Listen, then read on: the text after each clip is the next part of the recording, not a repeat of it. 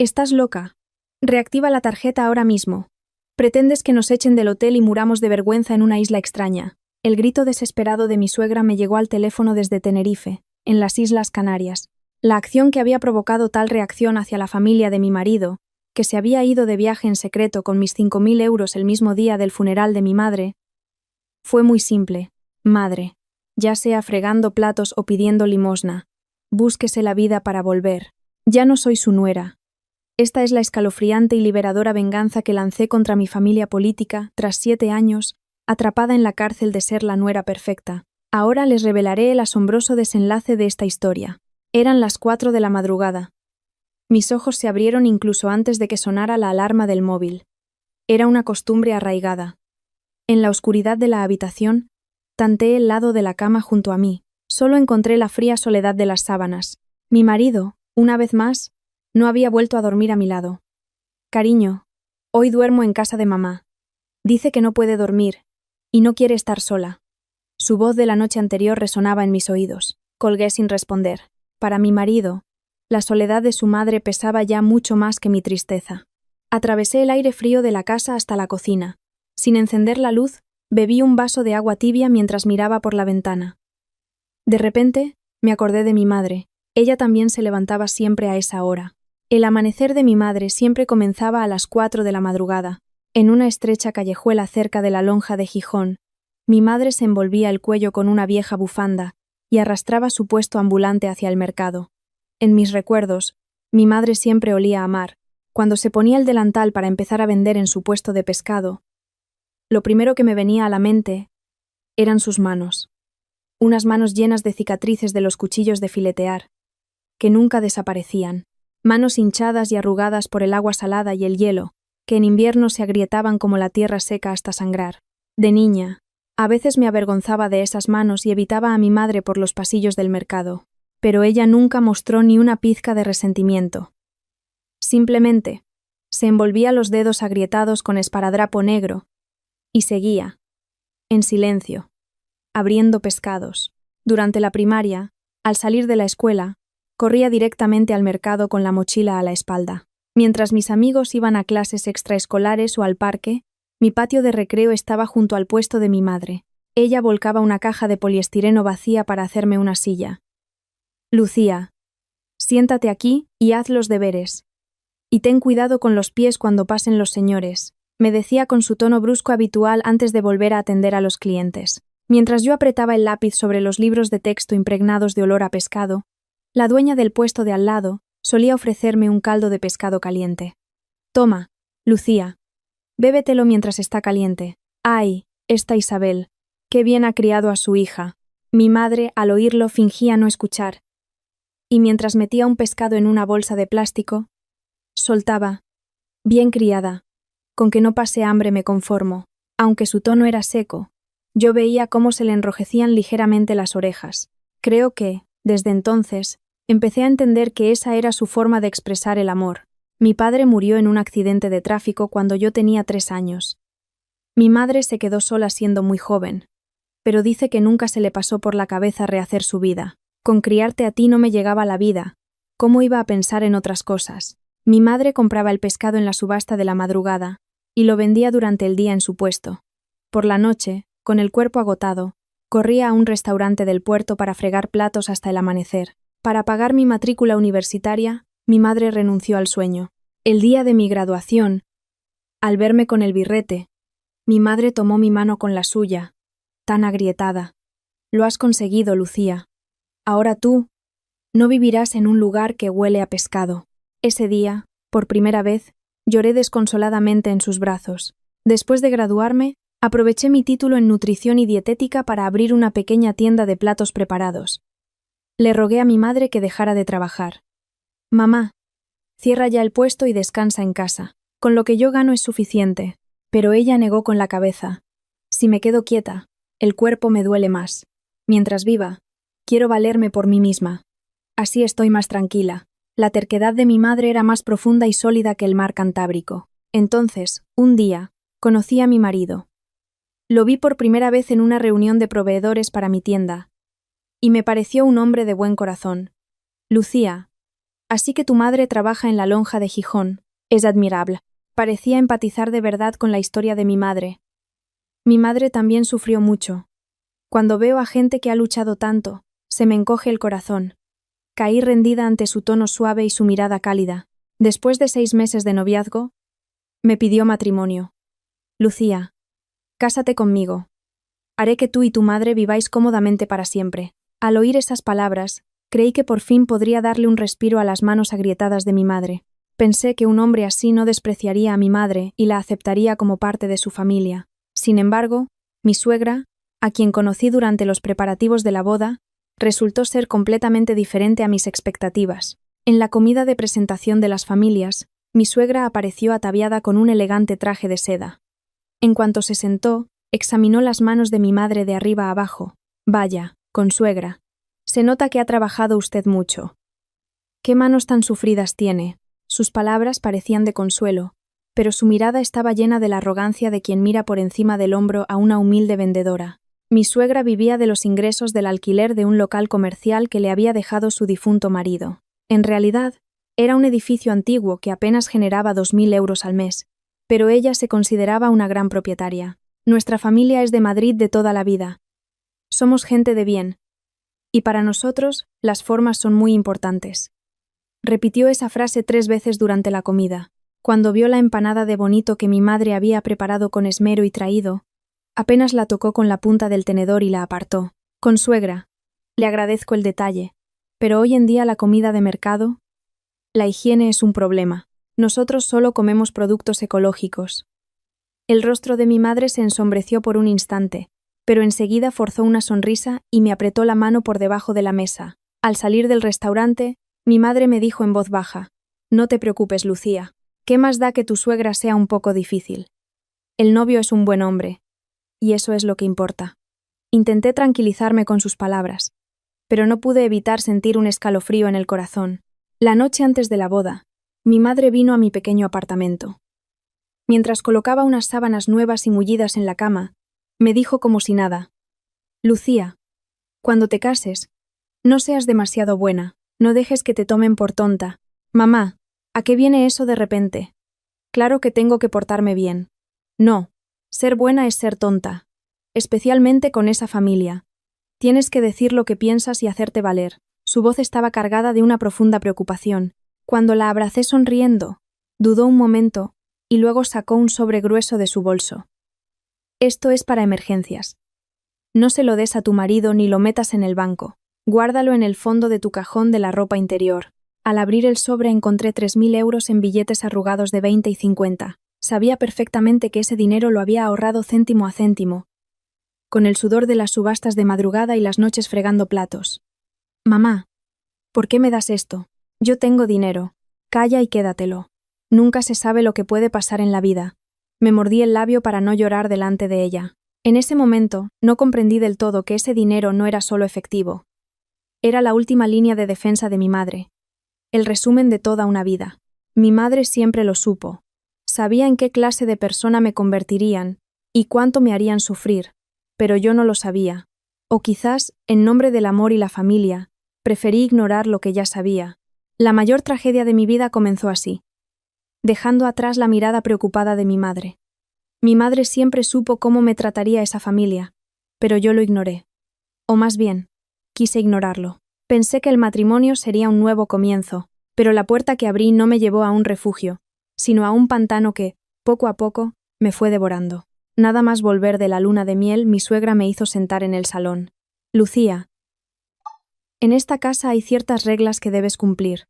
Sacó una libreta, la dejó sobre la mesa frente a mí y continuó. «Primero, todos los domingos, sin excepción, vendréis a comer a casa y os quedaréis hasta la noche. Segundo, una semana antes de Navidad y Semana Santa, vendrás a ayudar con los preparativos. Tercero, para mi cumpleaños el regalo debe ser siempre una joya de oro. ¿Entendido?». Desconcertada miré a mi marido. Él, mientras pelaba una manzana a mi lado, dijo con indiferencia: «Cariño, mi madre es un poco a la antigua, pero tiene buen corazón. Es una persona mayor, así que dile que sí a todo». En ese momento pensé: supongo que esto es lo normal cuando te casas. Todas pasan por esto. Y así, convenciéndome a mí misma, elegí el camino para convertirme en una esclava con el nombre de nuera. Pero el buen corazón de mi suegra no tardó en mostrar su verdadera cara. Era nuestra primera Navidad como casados. En mi tienda de platos preparados, cociné con esmero un cordero asado, y preparé una mariscada. Siguiendo la receta secreta de mi madre, usé los mejores ingredientes y pasé la noche en vela cocinando. Con cuidado, presenté la comida ante mi suegra. Madre, este cordero lo he asado yo misma. Pruébelo. Mi suegra tomó un trozo con el tenedor, se lo llevó a la boca, y antes siquiera de masticarlo, arrugó la frente. Uf, qué salado. Por eso no me gusta la comida de las tiendas de platos preparados. ¿Cuántas especias le has echado? No, madre, no usé potenciadores de sabor, solo ingredientes naturales. Sin prestar atención a mi explicación, apartó el plato bruscamente. La comida de tienda siempre está demasiado condimentada y es muy fuerte. Mi Mateo, desde pequeño, está acostumbrado a sabores suaves y refinados. Acto seguido, colocó en el centro de la mesa unos platos de un catering de lujo que había encargado y sonrió. La comida hay que encargarla a profesionales, ¿verdad, Mateo? Mi marido, sin siquiera mirar el cordero que yo había preparado, tomó un trozo de la carne del catering y respondió. Sí, este sitio es el mejor. Cariño, la próxima vez no te molestes y compramos la comida hecha. Para calmar el fuego que me ardía en el pecho, fui al baño. Mi reflejo en el espejo era tan patético que apreté los puños con fuerza. Pero al salir, volví a forzar una sonrisa y me dirigí al fregadero, porque creía que ese era el deber de una nuera. Al tercer año de matrimonio, mi madre nos envió por mensajería 10 latas grandes de sus famosas anchoas caseras en aceite de oliva. Incluso preparó una caja aparte para mi suegra, con una bonita nota que decía: para mi consuegra, preparadas con mucho cariño. Llevé aquellas valiosas anchoas a casa de mis suegros. Madre, son unas anchoas que ha enviado mi madre. Dice que las ha preparado especialmente para usted. Mi suegra abrió una lata, arrugó la nariz y frunció el ceño. ¡Qué olor tan fuerte a pescado! ¿Tu madre todavía prepara estas cosas como en el mercado? ¿Esto ha pasado algún control sanitario? La comida de los mercados coge mucho polvo. Me tragué mi orgullo y no dije nada. Unos días después, mi cuñada, Marta, se me acercó y me susurró. Cuñada, lo siento. Mamá tiró todas las latas a la basura en cuanto te fuiste. ¿Qué? ¿De verdad las tiró todas? Sí, dijo que las anchoas de mercado le daban asco. Ya sabes cómo es mi madre, no te lo tomes a mal. Al oír esas palabras, sentí que algo dentro de mí se rompía. Fue el día en que la ira, por primera vez, echó raíces profundas en mi corazón. Esa noche, mi madre me llamó. Lucía, ¿recibisteis las anchoas? ¿Le gustaron a tu suegra? Se me hizo un nudo en la garganta, y no pude decirle la verdad. Sí, mamá, a mi suegra le encantaron. Dijo que estaban en su punto de sal. Me dijo que te diera las gracias. Después de colgar, me derrumbé en el suelo del pasillo y lloré durante un largo rato. El hecho de que el cariño que mi madre había puesto con sus manos agrietadas hubiera acabado en un cubo de basura me desgarraba el alma. Al 5.º año de matrimonio, las crueldades de mi suegra cruzaron todos los límites. Al acercarse la Semana Santa, llamó directamente a mi madre. Consuegra, como está usted sola, ¿por qué no viene y nos ayuda a preparar las comidas de estos días? Mi madre, con la única intención de ayudarme, vino encantada a Madrid. Pero mi suegra no la trató como a una invitada. Se sentó en el sofá del salón a ver la televisión y se limitó a dar órdenes con el dedo. Consuegra, creo que las torrijas se están quemando, baje el fuego. Y el potaje, un poco más sabroso. Mi madre, sudando a mares, se pasó el día friendo, cocinando y fregando. En una ocasión, cuando mi madre salía del baño, mi suegra le espetó. Oiga, consuegra, cuando use el baño, vacíe la papelera. En esta casa la limpieza es sagrada. Mi madre, desconcertada, vació la papelera sin decir una palabra. Más tarde, enfadada, le recriminé su actitud. Mamá, ¿por qué te dejas tratar así? ¿Por qué has vaciado la papelera? Entonces, mi madre me tomó la mano y sonrió con tristeza. Lucía, para que tú estés bien, es mejor que yo aguante. Si le caigo bien a tu suegra, a ti te tratarán mejor. Al oír esas palabras, mi corazón se partió en 1000 pedazos de culpa. Me odié a mí misma por haber arrastrado a mi querida madre a esa situación infernal. Al 6.º año de casada, por fin llegó el ansiado embarazo. pero el cielo no me concedió la felicidad. A las 12 semanas, perdí al bebé. Mientras yacía en la cama del hospital, mi marido no estuvo a mi lado. Cariño, tengo una reunión muy importante en la oficina, tengo que irme. No te preocupes. Ya lo intentaremos de nuevo. Me lanzó esa fría frase de consuelo y se marchó. Esa tarde, mi suegra vino a visitarme. Dejó una cesta de fruta sobre la mesilla como si la arrojara y dijo: Lucía, tu madre se pasó la vida pasando frío en el mercado. Supongo que por eso tienes una constitución tan débil. En nuestra familia siempre hemos tenido hijos sin problemas, así que el problema debes de ser tú. Con el brazo en el que llevaba la vía, me tapé la cara con la sábana hasta arriba. En la oscuridad, bajo las mantas, lloré en silencio, ahogando los sollozos. Mi marido no era una mala persona, simplemente era un cobarde. Cada vez que había un conflicto, su respuesta era siempre la misma: mamá es así, tienes que aguantar tú. Fue entonces cuando me di cuenta de que ese hombre nunca se pondría de mi parte. Mi único refugio, el único lugar donde podía respirar, era mi tienda de platos preparados, la cocina de Isabel. Aunque era un pequeño local en un mercado de barrio, tenía muchos clientes fieles que apreciaban mi cocina, y mis ingresos mensuales netos rondaban los 4.000 o 5.000 euros. De hecho, nuestra casa se mantenía gracias a mis ingresos. El sueldo de mi marido, de 3.200 euros, se iba en su mayor parte en la paga de su madre y en los gastos y compromisos de su familia. Yo cubría el alquiler y todos los gastos de la casa con el dinero de la tienda sin quejarme. Lo gano yo, lo gasto yo. Tengo que apoyar a mi marido. Me había estado engañando a mí misma con esa estúpida autocomplacencia. Pero en ese momento, ni en mis sueños más locos podría haber imaginado que esa tienda de platos preparados se convertiría en mi última fortaleza. Durante 7 largos años, creí que si aguantaba, que si me esforzaba más, todo acabaría mejorando. Pero nada mejoró. Simplemente me volví insensible, mientras mi alma se iba desgastando. Durante 7 años, creí que aguantando, todo se arreglaría. Pero no se arregló nada. Simplemente me acostumbré. Era una tarde de otoño, con un viento que empezaba a ser desapacible. Como cada día, estaba recogiendo la tienda para cerrar. De repente, el móvil sonó con estridencia. Era Marisa, la mujer que vendía pescado en el puesto de al lado de mi madre en la lonja de Gijón. Lucía, ha ocurrido una desgracia. Tu madre se ha desplomado en el puesto. Marisa, ¿qué dices? ¿Qué le ha pasado a mamá? Una ambulancia se la lleva ahora mismo al Hospital Central de Asturias. Ven corriendo. La voz de Marisa al otro lado del teléfono temblaba sin control. Olvidé incluso apagar las luces de la tienda.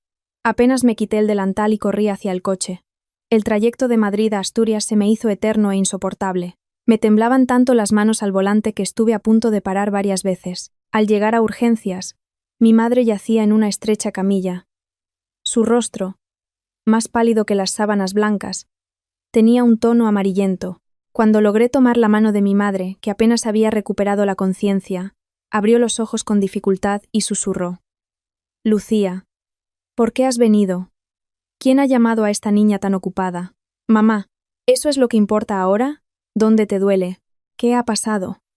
En ese momento, el médico de guardia me llamó a un lado, al pasillo.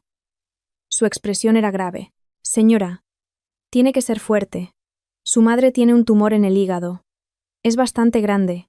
Necesitamos hacer más pruebas, pero su estado es muy grave. Al oír esas palabras, las piernas me fallaron y me derrumbé en el suelo. El aire frío del pasillo me atravesó los pulmones y me costaba hasta respirar. Cuando volví a la habitación, mi madre intentó tranquilizarme. No es nada, hija. Últimamente he trabajado demasiado y estoy cansada. Eso es todo. Mañana tengo que ir a la subasta de madrugada. No puedo quedarme aquí. Incluso en esa situación, mi madre se preocupaba por el negocio del día siguiente. Mamá, ¿el negocio? Tienes que ingresar en el hospital. Entonces mi madre me agarró la mano con fuerza y me preguntó con urgencia: ¿Y quién se ocupa de tu tienda? ¿Cerraste bien la puerta? ¿Apagaste todas las luces? Si dejas la nevera abierta, la factura de la luz será altísima. Sin saber que su propio cuerpo se estaba pudriendo por dentro, mi madre solo se preocupaba por mi tienda. Era una madre que no se había atrevido a mostrar su dolor por miedo a arruinar el negocio de su hija. Los resultados de las pruebas fueron devastadores. Cáncer de hígado en estadio 3. La localización del tumor dificultaba la operación, con una baja probabilidad de éxito, y había que empezar la quimioterapia de inmediato. El coste estimado del tratamiento ascendía a decenas de miles de euros. Me senté junto a la cama de mi madre y le dije con firmeza: «Mamá, te vas a operar. Y vas a recibir todo el tratamiento. No te preocupes por el dinero. Para eso están mis ahorros. Los gastaremos todos si hace falta». Pero mi madre se negó rotundamente. «De ninguna manera. ¿Sabes lo que cuesta ganar ese dinero? Es lo que has ahorrado para ampliar la tienda. Yo ya he vivido bastante. ¿Para qué malgastar ese dineral en una vieja que ya tiene los días contados? Ahorra ese dinero y vivid bien». Por primera vez, grité y lloré como una niña delante de mi madre. «Mamá, por favor, no digas eso. ¿Cómo voy a vivir sin ti? ¿De qué me sirve el dinero si tú no estás?» Mi madre me miró en silencio mientras lloraba, y con su mano agrietada me acarició la cabeza, y en voz baja, muy baja, lloró conmigo. Al volver a casa, le conté la noticia a mi marido.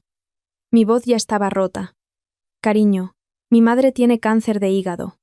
En estadio 3. Durante un tiempo, no podré ocuparme mucho de la casa por los gastos del hospital y los cuidados. Tendré que controlar el dinero de la tienda». La primera respuesta de mi marido no fue de consuelo. «Vaya, qué faena. ¿Pero tanto cuesta la quimioterapia? Tu madre ya es mayor. No será forzar demasiado. No hay tratamientos naturales, como irse a una casa rural en la montaña o algo así». No podía creer lo que oía. ¿Sugerir un retiro en la montaña a una paciente con cáncer de hígado en estadio 3? La actitud de mi marido, que intentaba evitar el tema de los gastos médicos de forma indirecta, me heló el corazón. Peor aún fue la reacción de mi suegra. Al enterarse por mi marido, me llamó por teléfono. «Lucía, me he enterado de lo de tu madre. Cuánto lo siento». «Sí, madre. Estoy destrozada. Claro, lo entiendo. Pero, Lucía, no me malinterpretes. La gente que se ha pasado la vida trabajando en un mercado se estropea antes. Gastar decenas de miles de euros en un tratamiento para alargarle la vida a la fuerza es una tontería. Dejarla ir en paz también es un acto de piedad filial. Lo que un padre quiere es no dar problemas a sus hijos al final. ¿No crees?» La mano que sostenía el teléfono me temblaba. ¿Cómo podía hablar de la vida de una persona con esa frialdad y ligereza? Pero incluso entonces solo pude responder: «Sí, madre. De acuerdo». Un torbellino de rabia me subía por el pecho, pero me mordí el labio y me lo tragué. A partir de ese día, comenzó mi infierno particular. Me levantaba a las 4 de la madrugada, abría la tienda y cocinaba como una loca. A las 2 de la tarde, corría al hospital en Asturias y cuidaba de mi madre hasta altas horas de la noche. Luego, volvía a casa en Madrid, agotada. Mi madre se negó a recibir quimioterapia. «Es tirar el dinero. No quiero sufrir con medicamentos tan fuertes. Solo quiero que me quiten el dolor. Ahorra ese dinero para tu futuro. Ese es el deseo de tu madre». Le rogué y supliqué, pero su terquedad era inquebrantable. Al final, solo recibió cuidados paliativos, y su vida se fue consumiendo poco a poco. Durante los meses que la cuidé, mi marido, su yerno, solo apareció por el hospital 2 veces. Una, porque le obligué a acompañarme tras una fuerte discusión, y otra, porque tenía que visitar a un cliente en Asturias y se pasó un momento. Al entrar en la habitación, fingió tomar la mano de mi madre, y en menos de media hora ya estaba inquieto. «Cariño, me voy ya. El olor a hospital me da dolor de cabeza, y ese medicamento que le ponen a tu madre huele muy fuerte». Al ver su espalda mientras se iba, arrugando la nariz por el olor delante de su suegra postrada, la palabra divorcio se grabó por primera vez con nitidez en mi mente, pero enseguida sacudí la cabeza para desechar la idea. En ese momento, mi madre era lo primero. No tenía energía ni para pelear con mi marido. Un día, cuando el estado de mi madre empeoró drásticamente, recibí una llamada de mi suegra. «Lucía, me duele tanto la espalda que no aguanto más. Necesito ir a un balneario. Voy a llevarme a Mateo unos días a descansar. La tarjeta de crédito tiene el límite un poco bajo. ¿Podrías ingresarme 5.000 euros de la cuenta de la tienda? Te los devolveré cuando vuelva». Me quedé en blanco. Mi madre luchaba por su vida en una cama de hospital, dependiendo de los analgésicos, y mi suegra me pedía dinero para un viaje a un balneario por un dolor de espalda. Mi marido tomó el teléfono y me apremió. «Cariño, a mi madre le duele la espalda de verdad. Vamos a portarnos bien con ella por una vez. Yo la cuidaré y volveremos enseguida, ¿vale? Sin decir nada, abrí la aplicación del banco en el móvil. Transferí 5.000 euros de la cuenta de la tienda. ¿Por qué no pude negarme? En ese momento, estaba física y mentalmente agotada. No me quedaba ni un 1% de energía para enfrentarme a nadie. Y estúpidamente tuve una esperanza.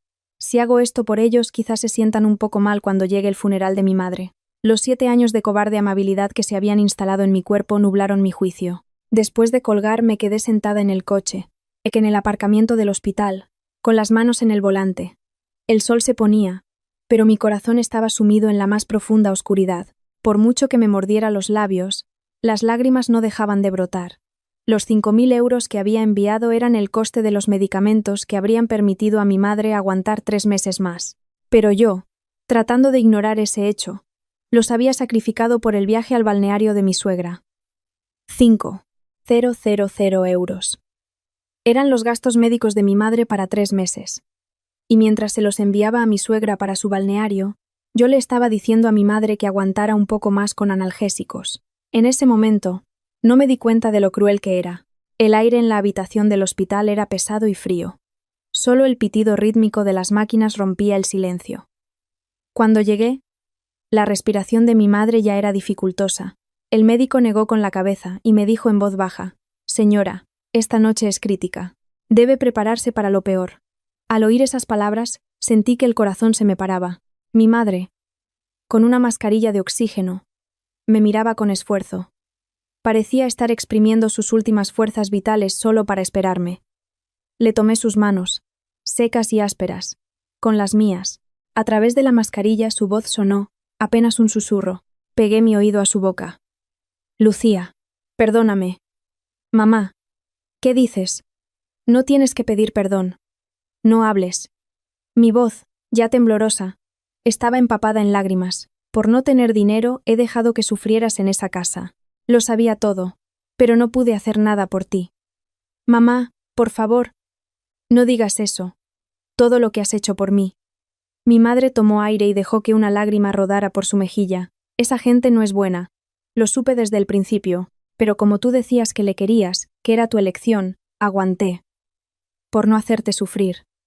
Con su mano temblorosa, acarició el dorso de la mía. El tacto de sus dedos agrietados me dolió profundamente. «Lucía, cuando yo me vaya, por favor, vive tu vida. No te preocupes por lo que piensen los demás. Piensa solo en ti. ¿Me lo prometes?». Negué con la cabeza con fuerza, apretando aún más su mano. «Sí, te lo prometo. Mamá, pero no cierres los ojos. Quédate un poco más, por favor». Solo después de oír mi respuesta, mi madre esbozó una sonrisa casi imperceptible, y a las 3:47 de la madrugada, con su mano en la mía, cerró los ojos en silencio. Un largo silencio se apoderó de la habitación. Una quietud indescriptible, como si el mundo se hubiera detenido. No podía soltar su mano, que aún conservaba un poco de calor, y lloré durante mucho tiempo. En la habitación vacía, mis sollozos eran como olas que iban y venían. El dolor me oprimía todo el cuerpo, hasta el punto de que me costaba respirar. Pero no tuve mucho tiempo para llorar. Después de trasladar el cuerpo de mi madre a la fría morgue, tuve que encargarme sola de todos los trámites del funeral. Reservar el tanatorio, preparar la foto para el velatorio, avisar a familiares y amigos. En una sala vacía, sin nadie que me acompañara, tuve que hacer frente a esa montaña de tareas. Por suerte, Marisa, la amiga del mercado, vino corriendo en cuanto se enteró y se quedó a mi lado. «Lucía, yo te ayudo. Tienes que ser fuerte». Su cálido apoyo me dio un respiro. Me puse el luto y me senté en el suelo frío. Eran las 5 de la madrugada. Era el momento de avisar a mi marido. Respiré hondo y le llamé. El teléfono sonó 1, 2, 3 veces. Al cuarto tono, por fin contestó: «Cariño, mamá ha fallecido. Venid rápido, tú y tu madre. Estoy sola». Intenté que mi voz sonara serena, pero lo que oí al otro lado del teléfono fue extraño. Tras un breve silencio escuché el ritmo intenso de una música latina, risas de gente, y el claro sonido de las olas rompiendo. Mi cerebro tardó menos de 3 segundos en procesar la situación. Lucía. La verdad es que estamos en Tenerife. La voz de mi marido al otro lado del teléfono estaba llena de pánico. Aparté el móvil de mi oreja y miré la pantalla. Era su nombre, sin duda. Al volver a ponérmelo en la oreja, sus patéticas excusas inundaron mis oídos. Mamá dijo que si no era ahora, no tendríamos otra oportunidad. Íbamos a ir solo a un balneario. Pero de repente, a mamá se le antojó venir a Tenerife. No sabía que tu madre iba a empeorar tan de repente. Se me escapó una risa amarga. ¿Tenerife en lugar de un balneario? ¿Con los 5.000 euros que os di? Mi marido tartamudeó, intentando seguir con sus excusas. Bueno, es que mamá puso un poco más de su dinero. Era mentira. Sabía perfectamente que mi suegra, Pilar, no tenía ni un céntimo ahorrado. Esos 5.000 euros eran íntegramente el fruto de mi sudor, y ese dinero era el que podría haber pagado una dosis más de analgésicos para que mi madre aguantara un día más. Mi marido fue un cobarde hasta el final. Ya que estamos aquí, ¿qué le vamos a hacer? Buscaré un vuelo para volver pasado mañana. Los vivos tienen que seguir viviendo. Encárgate del funeral. Y colgó. Me senté en una silla del pasillo del tanatorio, mirando al techo. Extrañamente, ya no me salían las lágrimas. El dolor había superado su límite, y en su lugar se instaló una determinación fría como el hielo. La chispa de la traición comenzó a arder en silencio en lo más profundo de mi pecho. En la sala del velatorio, colgaron la foto de mi madre. Era una foto que le había hecho a la fuerza 3 años atrás. En su cumpleaños, en la foto, mi madre sonreía con cierta timidez, pero sus ojos brillaban de felicidad. Miré las manos de mi madre en la foto. Incluso en la imagen sus manos eran grandes, agrietadas, con los nudillos gruesos. Con esas manos me había criado. Con esas manos había soportado el desprecio de mi familia política. Me arrodillé ante la foto y murmuré: «Mamá, se acabó ser la nuera buena. No olvidaré tus últimas palabras. Me dijiste que viviera mi vida sin preocuparme por los demás. A partir de ahora, lo haré. Ya lo verás». A mi lado, Marisa me dio una suave palmada en la espalda. Sentí su tacto mientras controlaba la ira fría que crecía en mí. El día que mi madre murió, algo dentro de mí también murió. Los grilletes de nuera, esa bonita jaula en la que había estado atrapada, por fin se rompieron. El día que mi madre murió, yo también morí. Murió la buena nuera, Lucía. Y nació otra persona, alguien que ya no sonreiría mientras la golpeaban. Los amigos y conocidos empezaron a llegar al velatorio. Las vendedoras del mercado, mis compañeras de la universidad, gente que conocía a mi madre desde hacía años. Muchos llenaron la sala, pero sus primeras palabras no eran de consuelo, sino de curiosidad. «Lucía, ¿y tu marido? ¿Por qué no se ve al yerno? ¿Ha tenido algo urgente?» Tuve que forzar una sonrisa y responder: «Le ha surgido un viaje de trabajo muy importante al extranjero. Llegará mañana». Cada vez que mentía, sentía como si un cuchillo me atravesara el corazón. No podía decirles que, en ese mismo momento, mi marido y mi suegra estaban comiendo langosta en Tenerife. Entonces, llegó mi amiga de la universidad, Sofía. Sofía es una abogada experta que trabaja en un bufete. Me miró fijamente a la cara, y supo al instante que algo no iba bien. «Lucía, ¿qué te pasa? ¿De verdad tu marido está de viaje? Dime la verdad». Al final, no pude más. Llevé a Sofía a una sala de descanso apartada y se lo conté todo. Mi marido y mi suegra en Tenerife, y aquella llamada surrealista con el sonido de las olas de fondo. Sofía me escuchó mordiéndose el labio. Yo no lloré. Al contrario, le expuse la situación con una voz fría y calmada.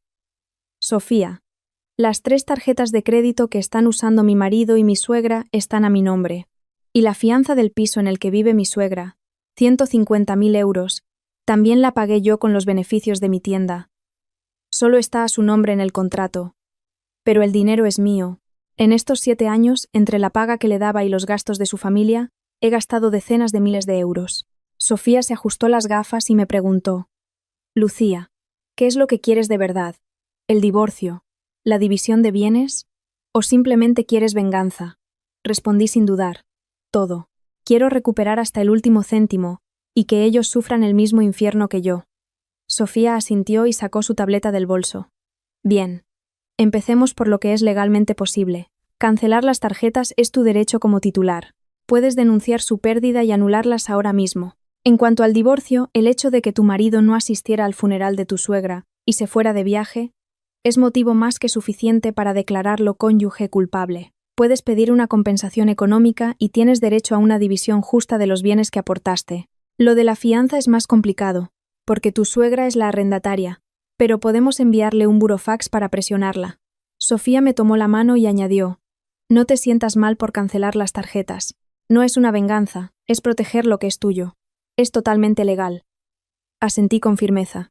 Pasada la medianoche, la mayoría de los asistentes se habían ido y la sala quedó en silencio. Me senté en una mesa de la sala de descanso y abrí mi portátil.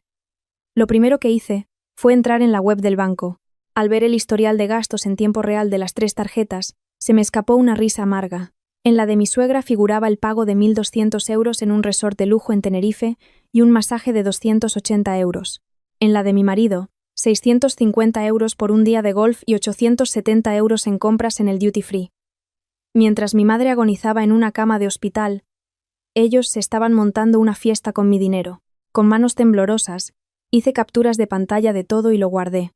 Esas serían las pruebas más contundentes de su desvergüenza. En cuanto terminé, seleccioné las 3 tarjetas y pulsé el botón de denunciar pérdida y robo. Al mismo tiempo, establecí el límite de gasto diario en 0. 1 clic, 2 clics, 3 clics. En solo 3 segundos, su lujosa fuente de financiación se había cortado de raíz. Me temblaban ligeramente los dedos, pero una sonrisa fría se dibujó en mi rostro. Madre, marido, ahora empieza el verdadero viaje. A la 1 de la madrugada volví a llamar a Sofía. Sofía, ¿puedes ahora? Redacta y envía el burofax ya mismo. Sofía, como si me hubiera estado esperando despierta, volvió al tanatorio. Nos sentamos juntas frente al portátil y redactamos el borrador del burofax para mi suegra, Pilar. El texto era conciso y claro. Se le notifica formalmente que la fianza de 150.000 euros del apartamento que usted ocupa actualmente fue abonada en su totalidad por mí. Por lo tanto, en caso de rescisión del contrato, deberá devolverme el importe íntegro de dicha fianza. Sofía revisó el documento y dijo: esto no tiene un efecto legal inmediato, pero les dará el susto de su vida. Miré la pantalla del portátil y pregunté: Sofía, ¿puedes hacer que esto les llegue ahora, a Tenerife? Sofía sonrió. El burofax oficial irá a su domicilio en Madrid, pero puedo convertirlo en PDF y enviárselo a tu marido por WhatsApp, para que lo vea al instante. Asentí con frialdad. Sí, envíalo ya. Eran las 3 de la madrugada cuando terminé con todo. Cerré el portátil y volví a la sala del velatorio. Me arrodillé en el suelo frío y miré la foto de mi madre. Seguía sonriendo, con esa mezcla de timidez y calidez. Puse la mano sobre su féretro y susurré: Mamá, ya he empezado. El dinero que ahorraste toda tu vida para dármelo, se lo llevaron para irse de fiesta. Les haré pagar por ello. Al decir esas palabras, las lágrimas que había contenido rodaron por mis mejillas, pero no eran lágrimas de tristeza. Eran lágrimas de liberación, de haber dado el primer paso hacia la libertad tras romper unos grilletes terribles. Esa noche, el wifi del tanatorio iba un poco lento. Tardó 3 segundos en cargar cuando pulsé el botón de cancelar las tarjetas. Fueron los 3 segundos más largos de mi vida, y los más satisfactorios. Amaneció el segundo día del velatorio. Llegó el momento más doloroso y solemne: la preparación del cuerpo. Los empleados de la funeraria, con manos expertas y respetuosas, amortajaron a mi madre.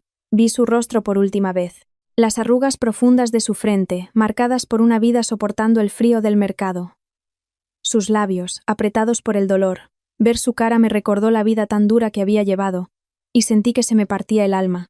Le tomé la mano, fría y rígida, la mano con las cicatrices de las escamas y los cortes de cuchillo, como medallas al valor. La mano más grande del mundo. Mamá, qué guapa estás con este vestido. He elegido el mejor para tu último viaje. Mi voz temblaba, pero quería que mi madre se fuera viendo solo mi lado bueno. A mi lado, Marisa y las demás vendedoras del mercado me daban palmaditas en el hombro y lloraban conmigo. Pero en aquella amplia sala, el sitio que deberían ocupar mi marido y su familia estaba vacío. Ese vacío hacía que mi corazón se sintiera aún más frío. Mientras se desarrollaba la solemne ceremonia, el móvil que guardaba en mi bolsillo empezó a vibrar como un loco. Lo había puesto en silencio, pero al dejarlo en el suelo, el temblor era tan fuerte que se hacía notar. No contesté. En ese momento, Toda mi atención estaba en mi madre. Cuando la ceremonia terminó y volví a la sala, revisé el teléfono. La pantalla estaba inundada de notificaciones. 38 llamadas perdidas de mi suegra. Pilar. 12 de mi marido. 50 llamadas en total. Los mensajes de WhatsApp superaban el límite de 99. Con mano temblorosa, empecé a leerlos. Lucía. La tarjeta no funciona. Llama rápido. Oye, ¿qué es esto? En el hotel dicen que no pueden cobrar y están montando un escándalo.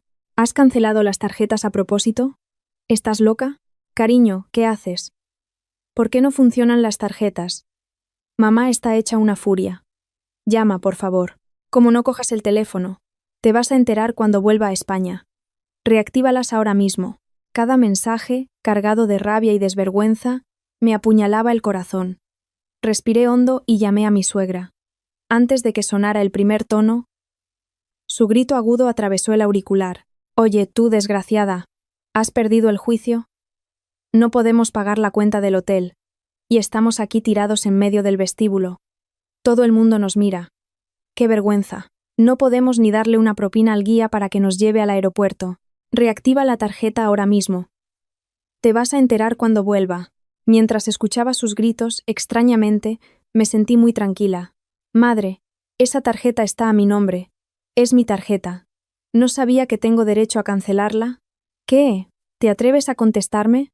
Nos has dejado tirados como a perros en el extranjero y encima te pones así. Con una voz baja pero firme, continué. Madre, mi madre falleció ayer. ¿Lo sabía? Los 5,000 euros que se llevó para su dolor de espalda. ¿Sabe de dónde salieron? Mi madre, por no gastar ese dinero, aguantó hasta el final con analgésicos y murió sufriendo, mientras usted se comía una langosta en Tenerife. Mi suegra pareció dudar un momento, pero luego gritó aún más fuerte. Eso no es lo importante ahora. Que nos vamos a quedar en la calle en un país extranjero. Te estoy pidiendo mi dinero, no me vengas con historias.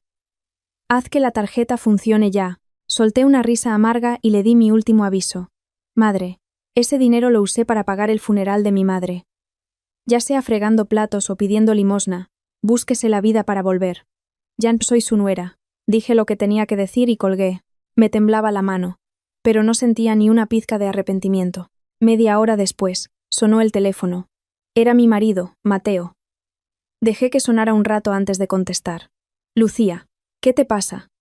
Mamá está llorando a gritos, montando un escándalo. Ya sabes que mis tarjetas no funcionan en el extranjero. Su voz sonaba cobarde y desesperada.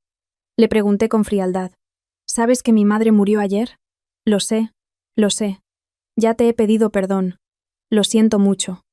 De verdad, pero cariño, lo urgente ahora es que mi madre está a punto de convertirse en una mendiga internacional. Contuve la rabia que me subía por el pecho y respondí. ¿Qué es lo urgente? Es más urgente la cuenta de tu hotel que el funeral de mi madre.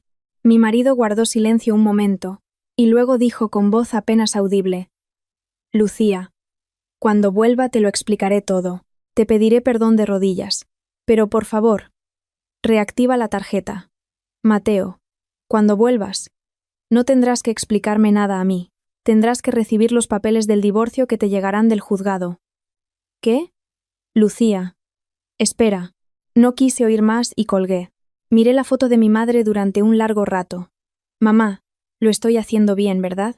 Se acabó a aguantar como una tonta. En ese momento, en Tenerife, se debía estar viviendo una situación infernal.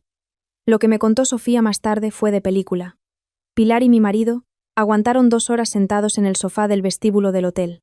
Al final, el hotel amenazó con llamar a la policía y retenerles los pasaportes como garantía, así que mi marido tuvo que llamar a un compañero de trabajo y suplicarle que le hiciera una transferencia internacional para poder pagar, al menos, la cuenta del hotel. Pero no tenían dinero para pagar las tasas por cambiar los billetes de vuelta ni para el transporte al aeropuerto. Al final, mi suegra, tan elegante ella, tuvo que pasar la noche durmiendo en el suelo frío del aeropuerto de Tenerife. Dicen que gritaba en medio de la terminal. ¿Cómo puedo estar sufriendo yo esta humillación? Cuando me enteré, no sentí nada. El dolor por la pérdida de mi madre era tan profundo que sus problemas me sonaban a un chiste lejano. 50 llamadas perdidas. Cuando mi madre se debatía entre la vida y la muerte en el hospital, las llamadas de mi familia política interesándose por su salud fueron exactamente 0. El teléfono solo sonaba como un loco cuando necesitaban dinero, 0 y 50. La diferencia entre esos dos números definía quiénes eran. Y yo había decidido liberarme de esos números para siempre. 50. Llamadas perdidas. Cuando mi madre estaba enferma, mi familia política me llamó 0 veces. 0 y 50. Así son ellos.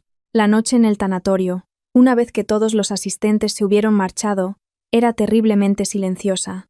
Bajo la fría luz de los fluorescentes, solo la foto de mi madre brillaba en la penumbra. El suave aroma de los crisantemos y el olor a incienso quemándose me llegaban a la nariz. Miré el platito de arroz blanco y el vaso de agua clara que habían colocado ante el féretro. Mamá, no tienes hambre. Cuando trabajabas en el mercado, nunca comías a tus horas. Aquí nadie te va a molestar. Come despacio y todo lo que quieras. Sentada sola en la sala, le hablaba en voz baja, como si estuviera delante de mí. Era una mezcla de oración y confesión tardía. Mamá, hoy le he dicho algo terrible a mi suegra. Le he gritado. Ya no soy su nuera. Si me hubieras oído, ¿qué habrías dicho? Me habrías tomado la mano y dicho bien hecho. O te habrías preocupado y me habrías dicho que no fuera tan dura. Mientras me hacía esas preguntas sin respuesta, empecé a desenterrar los viejos recuerdos que guardaba en lo más profundo de mi corazón. Recordé la primera Navidad después de casarme. Mi madre, con la intención de ayudar en casa de sus consuegros, llegó a primera hora de la mañana, pero mi suegra, lejos de darle una cálida bienvenida, le tendió un trapo de cocina sucio. Vaya, consuegra, ya que está aquí, ¿podría lavar bien este trapo? Tiene una grasa que no se va y me da mucho asco. Mi madre, sin mostrar la menor contrariedad, tomó el trapo y se dirigió al fregadero. Yo estaba en la cocina, preparando una montaña de fritos, y solo pude ver su espalda. Poco después, al volver del baño, encontré a mi madre de pie junto a la entrada. Estaba en un rincón, junto al zapatero, y sus hombros se sacudían en un llanto silencioso. Mamá, ¿por qué lloras aquí? Ha pasado algo. Mi madre se secó las lágrimas rápidamente y forzó una sonrisa. No es nada. He estado cortando cebolla y me lloran los ojos. Vuelve a la cocina, que no se te quemen las cosas. Pero ese día, en la cocina de mis suegros, no había ni una sola cebolla. Mi madre, para que su hija no se diera cuenta de la humillación de haber sido tratada como una criada, se había inventado la excusa de la cebolla y se había tragado su dolor. Recuerdo también cuando, 6 años después de casarme, perdí a mi primer hijo. Aún no había pasado ni una semana. Estaba en la cama, con el cuerpo y el alma destrozados, cuando mi suegra me llamó. Lucía, este sábado ven a casa. Viene la tía de Mateo, y tienes que estar. Con una voz débil, apenas pude responder. Madre, todavía no me encuentro bien. Me cuesta mucho moverme. Entonces mi suegra chasqueó la lengua y me espetó. Vaya con las jóvenes de ahora, qué exageradas sois. ¿Un aborto? Antiguamente, las mujeres perdían un hijo, y al día siguiente estaban trabajando en el campo. Si una persona mayor te dice que vengas, vienes sin rechistar. Al final tuve que ir a su casa ese día, y con el rostro pálido, servir la comida con una sonrisa. Mi marido estaba tumbado en el sofá viendo la televisión y riéndose a carcajadas, mientras yo, en un rincón de la cocina, me tragaba las lágrimas mirando un plato de sopa que se enfriaba. Y recuerdo con claridad el día, al 3er año de matrimonio, que mi suegra me pidió dinero para mudarse. El alquiler del piso ha subido mucho. Esto es un desastre. Lucía, vas a tener que darme parte de tus ahorros. Con total descaro, me pidió 150.000 euros. Era una suma enorme, que me obligaba a vaciar la cuenta de mi negocio y todos mis ahorros. Mi marido, a su lado, me convenció. Cariño, mamá ha dicho que nos lo devolverá en cuanto tenga dinero. Si le hacemos firmar un papel, se ofenderá. Dáselo sin más. Al final tuve que pedir un crédito poniendo mi tienda como aval para conseguir el dinero, pero el contrato de alquiler se firmó a nombre de mi suegra, no al mío. En ese momento no podía imaginar que esa sería la soga que más tarde me apretaría el cuello. Simplemente me dejé engañar por las palabras «somos una familia». La imagen de la última visita de mi madre a casa de mis suegros, el año pasado por Semana Santa, no deja de aparecer en mi mente. Mi madre ya no se encontraba bien, pero arrastró su cuerpo enfermo para que su hija no tuviera que trabajar sola. Mi suegra, sentada en una silla en el jardín, le dio una orden. Oiga, consuegra, recoja los nísperos que se han caído al suelo. A mí me duele la espalda y no puedo agacharme. Mi madre, sin una queja, se inclinó con su espalda encorvada y recogió los nísperos uno a uno. Mamá, ya lo hago yo. Entra y descansa. Cuando corrí a detenerla, mi madre apartó mi mano con suavidad. No, Lucía, es una orden de tu suegra, tengo que hacerlo yo. Esa noche, al volver a Gijón, mi madre me llamó. Lucía, ya no voy a subir más a Madrid. El cuerpo ya no me responde como antes. En ese momento pensé que se refería solo al cansancio físico. Demasiado tarde me di cuenta de que era el grito silencioso y final de mi madre, que ya no podía soportar el desprecio y la humillación de sus consuegros. Los recuerdos del pasado me apuñalaban el corazón como fragmentos de cristal. Me tapé la cara con las manos y sollocé durante un largo rato, pero ese llanto no era de desesperación, sino el comienzo de una firme resolución.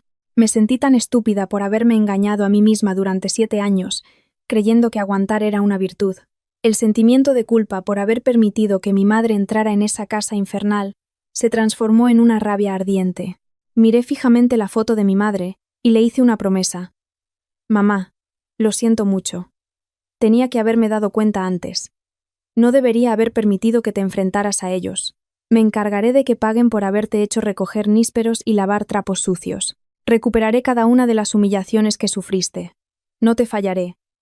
No se trataba de una simple venganza. Era mi forma de honrar a mi madre, que se había sacrificado toda su vida para proteger a su hija. Era mi último acto de amor filial. Esa noche, tuve la conversación más larga con mi madre. Le dije todo lo que no me había atrevido a decirle en vida. Ella no respondió, pero el aroma de los crisantemos en la sala pareció intensificarse. Era como si mi madre estuviera escuchando cada una de mis palabras, como si una cálida energía me envolviera los hombros. Tú también me estás escuchando, ¿verdad, mamá? Se acabó vivir como una tonta, en el suelo frío del tanatorio, sintiendo el amor de mi madre. Terminé de prepararme para el día siguiente. Esa noche, tuve la conversación más larga con mi madre. Le dije todo lo que no pude decirle en vida. Ella no respondió, pero sentí que el aroma de los crisantemos se hacía más intenso. Pensé, mamá me está escuchando. Amaneció el último día. El día de la despedida. El aire de la madrugada era frío y cortante, pero mi corazón, extrañamente, estaba en calma. Me puse de pie frente al espejo y me arreglé el traje de luto. Luego, del fondo del cajón de la ropa interior, saqué un sobre viejo. Era el sobre con el dinero para emergencias que mi madre me había dado la noche antes de mi boda. Acaricié los pocos billetes que quedaban. Mamá, me llevo esto. Si lo llevo conmigo, sentiré que estás a mi lado. Guardé el sobre con cuidado en el bolsillo interior de mi chaqueta. Sentí el calor de mi madre cerca de mi corazón y se me llenaron los ojos de lágrimas. En el patio del tanatorio, la gente se reunía para la ceremonia de despedida. Marisa y las demás vendedoras del mercado, con sus chaquetas impregnadas de olor a pescado. Sofía y mis amigas de la universidad, que me habían tomado la mano y llorado conmigo toda la noche. Todos los que habían venido a despedir a mi madre estaban allí, con rostros solemnes. Me arrodillé ante el féretro de mi madre e hice una última reverencia. Mamá, ahora te vas de verdad. Has sufrido mucho, mamá. Justo cuando mi frente tocaba el suelo y los sollozos me sacudían, se oyó un murmullo y un revuelo en la entrada del tanatorio. Las miradas de todos se dirigieron hacia un hombre que estaba de pie allí. Era mi marido. No quedaba nada del hombre apuesto que se había ido a Tenerife 3 días antes. Su rostro tenía un color terroso, como si no hubiera dormido en días, y una barba descuidada le cubría la barbilla. Con la camisa arrugada y sin siquiera un abrigo, se acercó a mí a trompicones. Mi suegra, Pilar, no estaba con él. Supongo que él solo había conseguido encontrar un billete de avión y había vuelto antes. Se detuvo frente a mí, jadeando. Lucía, cariño, lo siento. Sé que he cometido un error terrible. Llego tarde, pero he venido. Lo miré sin expresión. No sentí ni rabia ni alegría. Simplemente lo observé con la misma frialdad con la que se mira un objeto abandonado en la calle. Ah, ¿has venido? Mi breve respuesta pareció desconcertarlo, y sus labios empezaron a temblar. Le di la espalda y, como si nada hubiera pasado, continué con la ceremonia. Mi marido, sin tiempo para cambiarse y ponerse de luto, se unió a la procesión detrás del féretro con la misma ropa con la que había llegado. Cuando se inclinó para hacer una reverencia, Las miradas gélidas de las vendedoras del mercado se clavaron en su espalda como flechas. Mirad al yerno. Aparece ahora, dijo Marisa con un chasquido de lengua, lo suficientemente alto para que él lo oyera. Mi marido bajó la cabeza, sin saber dónde meterse, pero incluso su vergüenza me pareció hipócrita. Y aparté la vista. El coche fúnebre se dirigía al crematorio. Subí al coche con mi marido. En el reducido espacio, solo reinaba un silencio asfixiante. Él me miraba de reojo y finalmente se atrevió a hablar. Cariño. Lo de las tarjetas. Mamá estaba muy alterada. Y yo también me puse nervioso. ¿Que de repente te quedes sin dinero en el extranjero? Una persona pierde la cabeza. Mirando por la ventanilla, respondí con frialdad. ¿Es ahora el momento de hablar de las tarjetas? No, no. Más importante es que tu madre falleció, y yo no estuve allí. Lo siento mucho. Fui un egoísta. Cariño. Sus disculpas sonaban huecas en el silencio del coche. Sin mirarlo, dije en voz baja. Tú lo dijiste. Los vivos tienen que seguir viviendo. Y eso es lo que voy a hacer yo ahora. Vivir.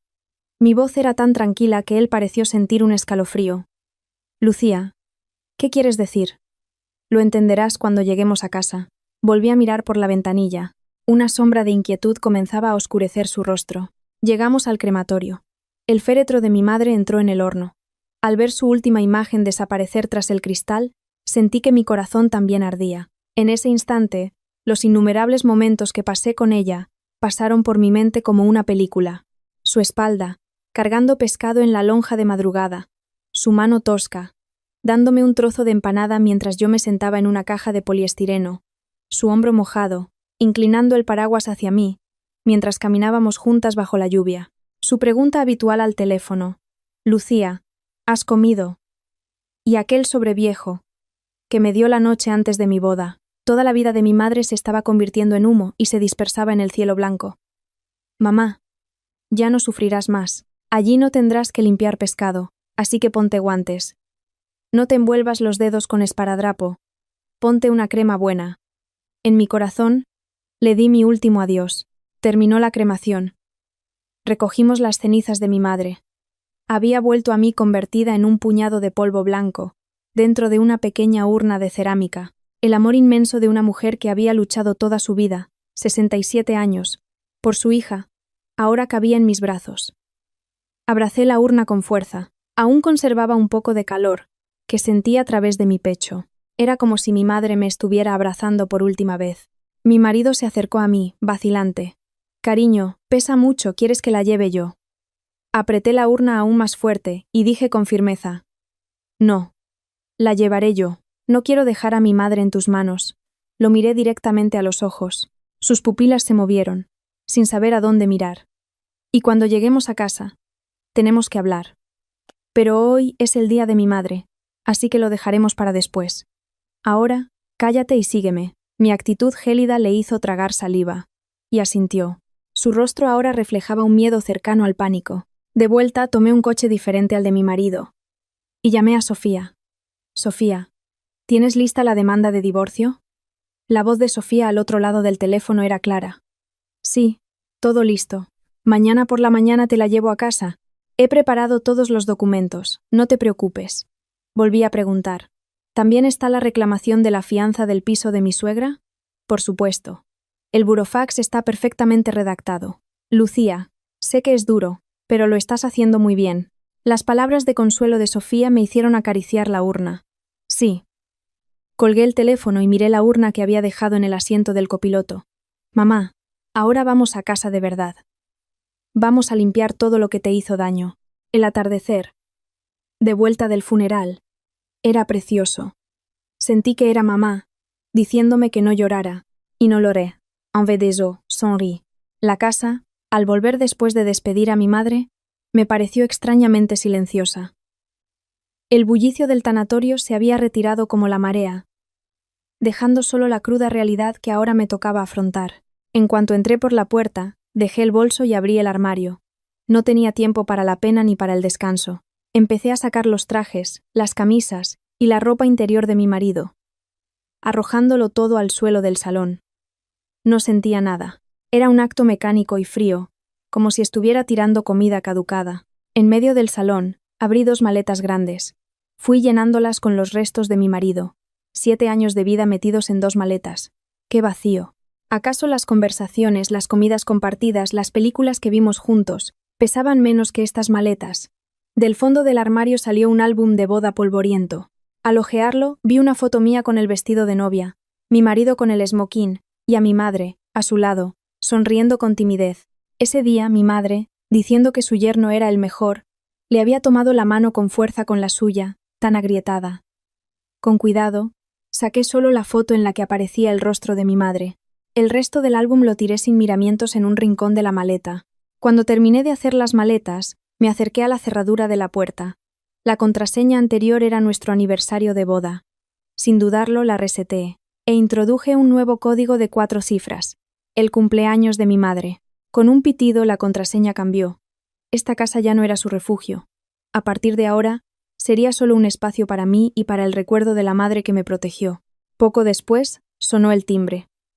Era Sofía. Entró con una pesada carpeta y se sentó en el sofá. Lucía. Aquí tienes todos los documentos que me pediste. Sofía sacó un fajo de papeles y los extendió sobre la mesa.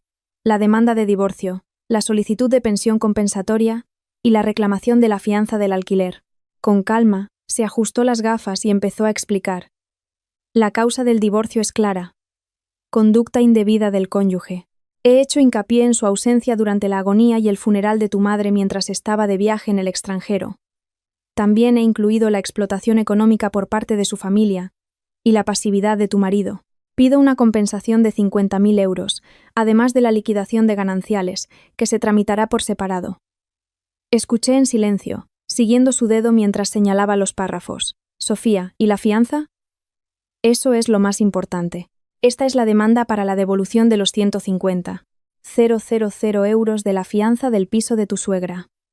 Los extractos bancarios de la transferencia y los registros del préstamo que pediste son pruebas irrefutables. Si Pilar no devuelve el dinero voluntariamente, iniciaremos el procedimiento de embargo. Por último, Sofía me mostró un resumen de todos los gastos que había tenido con mi familia política durante los últimos 7 años. Esto será difícil de recuperar legalmente en su totalidad, pero nos ayudará a demostrar tu contribución a la economía familiar en la liquidación de gananciales. Tomé el bolígrafo que me ofrecía Sofía. No me tembló el pulso. Con esmero, firmé mi nombre en cada uno de los documentos. Cuando Sofía se fue, saqué las 2 maletas de mi marido al pasillo, las dejé sobre el frío suelo de mármol. Encima, coloqué la carpeta transparente con la demanda de divorcio y la reclamación de la fianza, y pegué una nota adhesiva amarilla. He cambiado la contraseña. No intentes entrar. Lee los papeles y luego llama. Al escribir esa frase sentí un gran alivio, como si me hubieran quitado un peso de encima. Era una declaración de ruptura y mi primer acto de soberanía sobre mi propia vida. Al anochecer, el teléfono vibró. Era mi suegra, Pilar. Debía de haber llegado por fin. No contesté. Poco después, recibí una notificación de un mensaje de voz. Lucía, acabo de llegar al aeropuerto. ¿Qué pasa?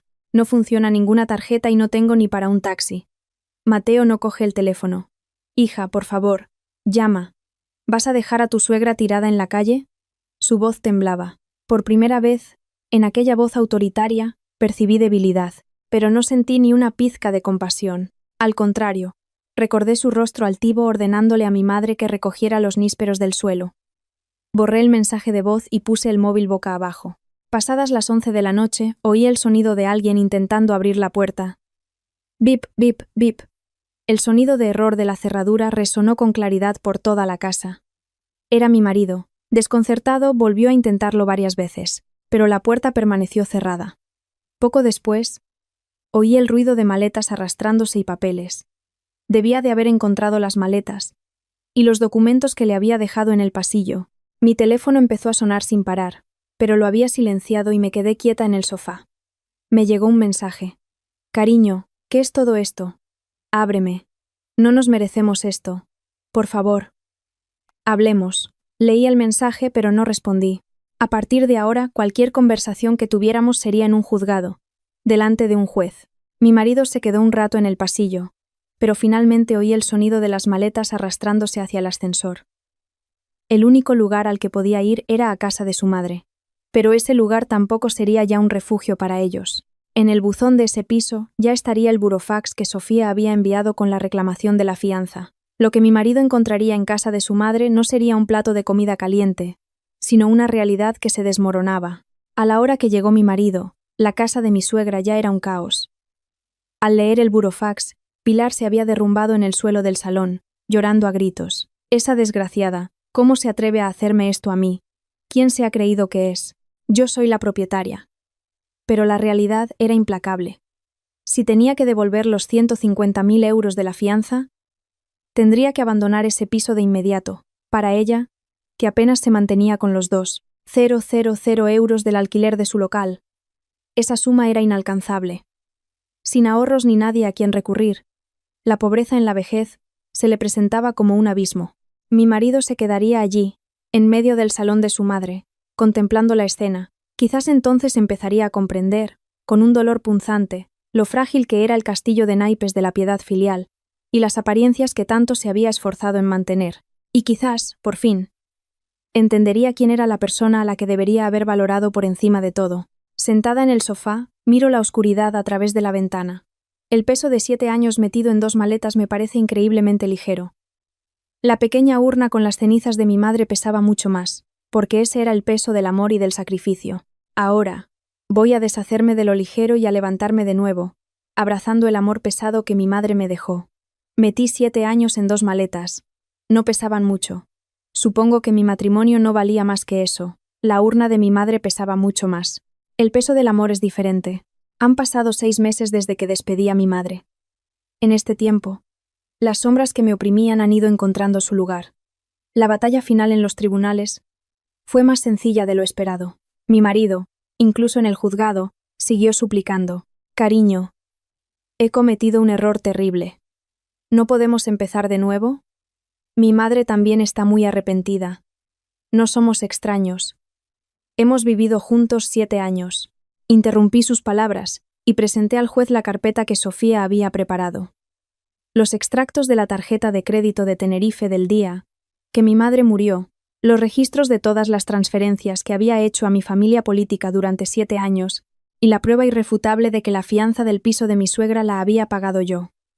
El abogado de mi marido alegó que había sido un error de juicio momentáneo, pero mi abogada fue tajante. No se trata de un simple error.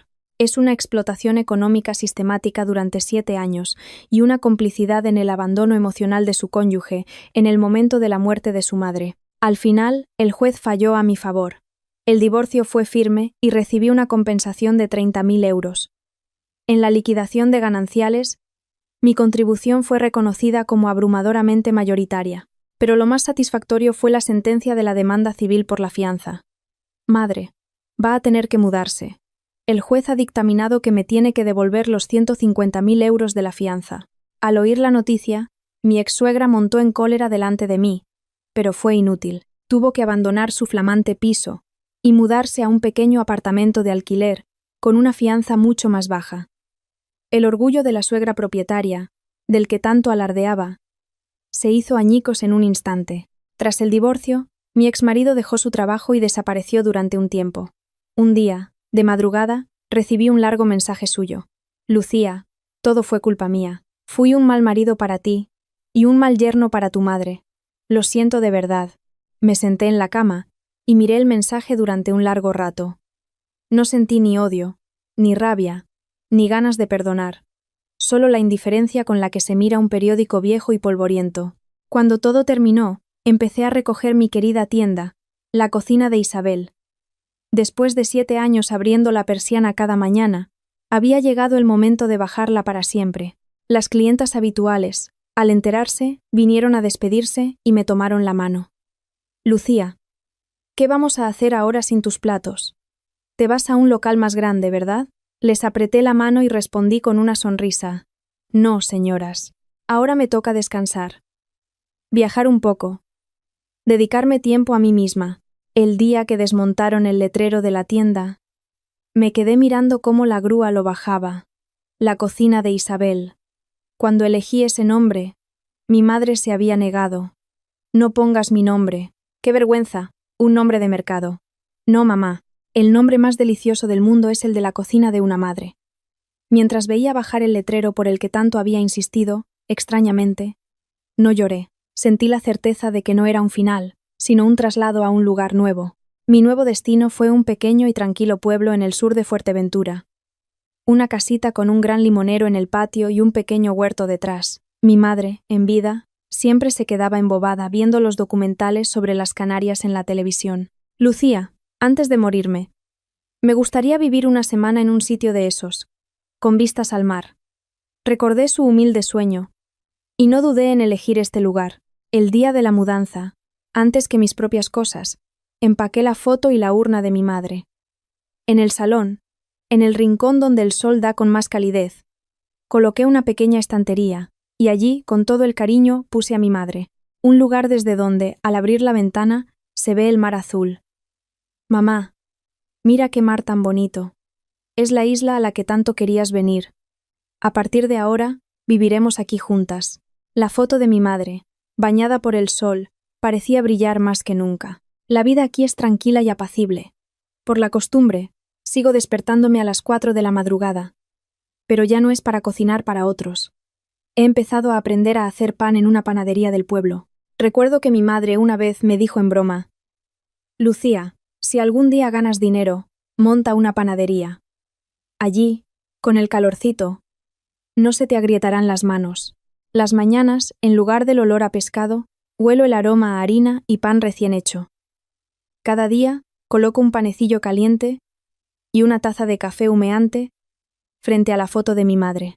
Mamá, hoy he hecho pan de leche. Todavía me sale un poco torcido, pero con la práctica me saldrá mejor, ¿verdad? El canto de los pájaros en el limonero, las lechugas que crecen en el huerto, las mañanas en Fuerteventura, están llenas de mis conversaciones con mi madre. Un día, Marisa, mi amiga de la lonja de Gijón, vino a visitarme. En cuanto entró en el patio, se quedó boquiabierta. Madre mía, Lucía, ¿qué sitio más bonito has encontrado? Si tu madre estuviera viva, se pasaría el día aquí, comiendo limones y siendo la reina del pueblo. Nos sentamos bajo el limonero, comiendo limones dulces, y hablamos de mi madre. Marisa, ¿recuerdas qué era lo que más le gustaba a mi madre del mercado? Marisa, mientras pelaba un limón, miró hacia el mar y sonrió. A tu madre le encantaban los días de lluvia, porque lloviendo no había clientes y podíamos cerrar antes. Su mayor placer era sentarse conmigo a tomar un caldo caliente y decir: «Ay, Marisa, hoy nos tomamos un descanso». Al oírla, se me llenaron los ojos de lágrimas, pero también sonreí. Aquí, los días de lluvia son aún mejores. El sonido de la lluvia en el tejado es precioso. Con mamá a mi lado, cada día es tan tranquilo como un día de lluvia. Por la noche, me siento frente a la foto de mi madre y repaso el día. En la penumbra del salón, una luz tenue ilumina su rostro. Mamá, hoy he plantado pimientos en el huerto, de los que te gustaban a ti. Cuando se pongan rojos en verano, haré una salsa deliciosa, como tú me enseñaste, con bastante sal y poco vinagre, ¿verdad? En lugar de una respuesta, una brisa fresca entra por la ventana y mece las cortinas. Es como si mi madre me respondiera: «Así se hace, hija mía». Acaricio suavemente la urna de mi madre. Mamá, ya no dejo que nadie me humille. Ya no lavo trapos sucios por orden de nadie. En mi casa, como lo que quiero, voy a donde quiero. Así es como vivo, cumpliendo la tarea que me dejaste. Vivir mi propia vida. Le dedico a la madre de la foto la sonrisa más radiante del mundo. Mamá, ahora soy feliz. De verdad, hubo una vez una mujer fuerte que, con un simple puesto en un mercado, protegió a su hija. Esa hija, durante 7 años, vivió atrapada en la jaula sin barrotes de ser la nuera perfecta. Pero quien le abrió la puerta de esa jaula fue su madre, con las últimas palabras que pronunció antes de morir. Vive tu vida. Esta no es solo una historia de venganza, es la historia del brillante comienzo de una mujer que tras atravesar una profunda oscuridad, por fin se encontró a sí misma. Y hoy, como cada día, el amanecer en Fuerteventura llega cálido, lleno del amor de una madre.